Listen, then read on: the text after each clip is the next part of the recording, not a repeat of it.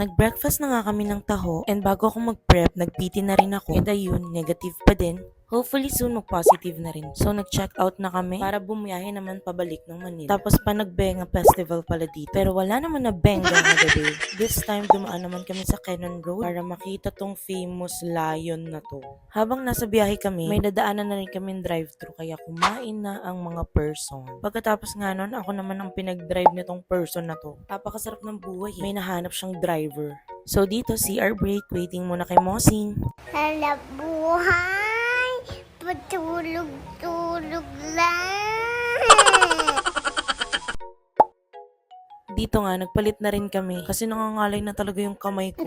So, inaasar pa niya ako. So, nung nakabalik na kami ng Manila, dumiretso kami ng Glorieta for some errands. So, dito na nagtatapos ang aking anniversary update. For more mini vlogs, follow me for more. Bye!